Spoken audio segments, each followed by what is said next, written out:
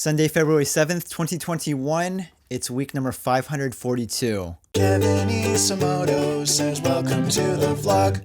I can still remember when it was right around 4th year of college. I don't remember the exact week, but I was in the library at school and I had just finished up a counseling appointment. The counselor that I was speaking to, I remember discussing my vlog with them, and I was talking to them about, strategizing, using the vlog to help leverage that to benefit my career in the future. She asked me to think about what is the purpose for why you're doing these videos? Beyond just the idea of making videos for fun, just to film things, what is the point of this whole thing? And for a person who's just watching this, who discovers the vlog, what's a way you can describe this thing to them so that it's digestible in a person's mind about what this is all about? So I took that information from the meeting of the counselor, went to the library to meet up with friends, and it was during this moment at the library this particular week that I decided that I was going to change the vlog from just being this thing about me documenting my experience at school,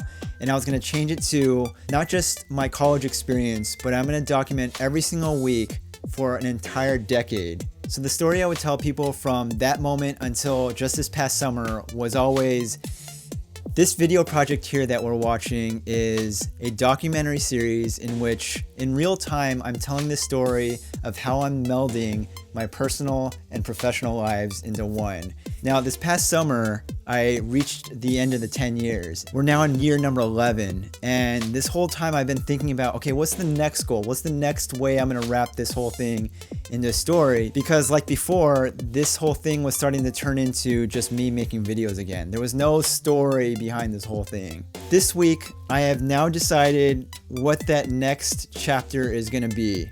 And so, from this moment, right now, February 2021, going forward, this project is now going to be known as 1000 Weeks. Anytime I refer to this vlog, I will refer to it as the 1000 Week Project. I'll always acknowledge what week it is in the title card of this video. Also, the title of this exact video will always state what week it is. And it's out of 1000 now. So right now, this current week that you're watching here, if you're watching this when it came out, this is week number 542.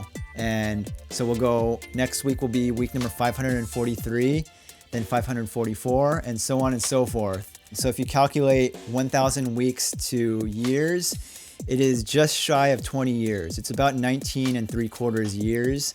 Week number 1000 will occur in November of 2029. So until then, I will be here once a week, every week, with a new video. Like, do we shoot the pasta from the side or overhead? Definitely overhead. Do we blur the focus like they did at Gourmet? No, fuck Gourmet. Upstairs is where they would close the magazine. To commemorate this, I wanted to create a new channel, or a new trailer for my channel, just so that when people, if I meet someone out in the wild one day and they ask me about it, I'll tell them, oh, I'm doing this 1000 week project, and then I'll give them the URL to this channel.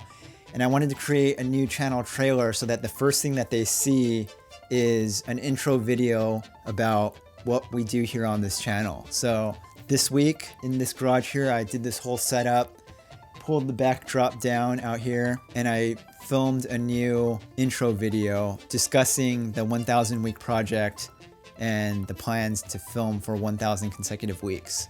So Andy he's got a song stuck in his head that he's trying to figure out the name of. Not even a song. It's like a fragment. It's a bar. And we're playing it for the vlog in the slim chances that someone on the internet has heard this before. So you think it's from the 1950s? I think it has like a very 1950s vibe. It's a solo male, I believe. And you think it's a guitar, right? Yeah. And then the My Heart part, what is that? So I believe, I could be horribly wrong, but I do believe the last two words are My Heart. Do, do, do, do, my heart. Do, do, do, do, my heart. Do, do, do, do, my heart.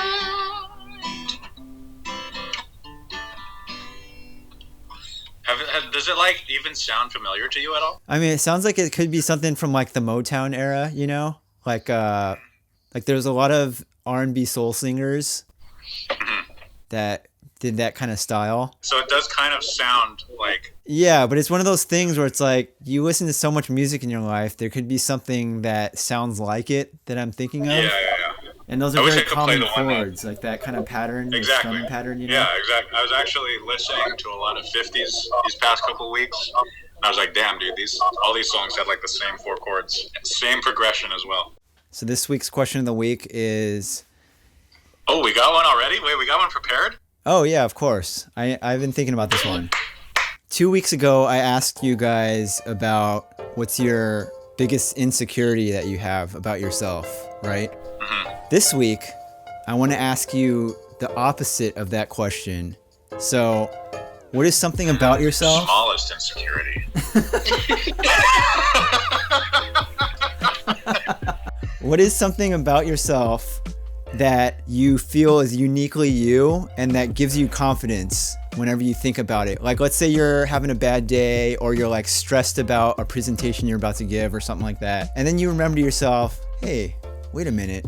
I'm actually good at blank, or I really like this physical feature about myself, and I know that like other people tend to appreciate that thing also. What is the thing about yourself that gives you confidence and that you love about yourself? Damn, I got one already, Chief. Dang. Narcissist is peaking. Didn't he also like have trouble finding an insecurity? Yeah. But like to find something he likes, he's just like, boom. Is it only one thing? Because I can list off 20. I feel like this is a question where a lot of people like to go humble because they want to like not be too braggadocious. But no. We want full throttle. Feel free to brag at all costs right now, my friends. What do you love about yourselves? This only has come to light recently because it's more like I've noticed it relative to other people, but the one thing I really like about myself is my overall kind of positive outlook on life. I like that just overall, I can always find a silver lining. And I just feel like it's just always kind of helped me. And I've never really been, I mean, obviously you have like ups and downs. And I obviously do have my downs, but it never gets like super crazy because I can always think like, oh, well, you know, at least I'm alive. At least, you know, whatever, I can think of something. Or we should probably do Emmy since her thing is dying. Oh yeah. Oh yeah. I'm good at teaching. That is true. That is very true. Yeah, you know, I will say about Emmy, I think that out of all of us here, actually, I don't know about Steph too much. I don't know about Andy either, but I feel like out of all of us, Emmy is overwhelmingly good at just generally working with children. I would be so awkward around like a group of children if I had to speak to them, you know? But I feel like Emmy has the gift of gab with children. It's like Eliza Thornberry. Oh, wait, you wouldn't get that reference, huh? Yes. Who's that? I don't know who that is. Yeah, God damn it. Nickelodeon character. Oh, the Thornberries. Yeah, the wild Thornberries. Oh, yeah. Steph, do you have anything yet?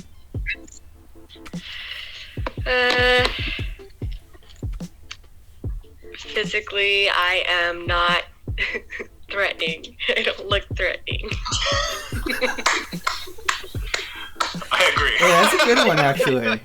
Like, if I didn't know you and I just saw you, I'd be like, oh, I already know this girl is very friendly, you know? Yeah, I would not feel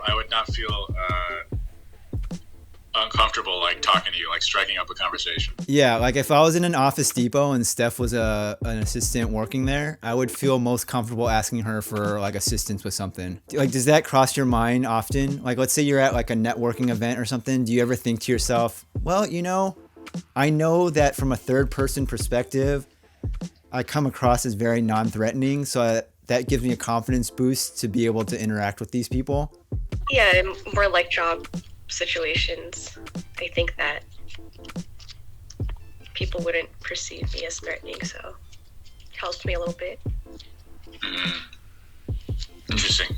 So if you had to characterize my personality, I would say that one strong aspect of it is that I have like this overall sense of quirkiness to myself. And I think generally this quality is very common in a lot of people, but I think normally for most people, when they have this quality, they try to shy away from it and they try to suppress that from being leaked out to people.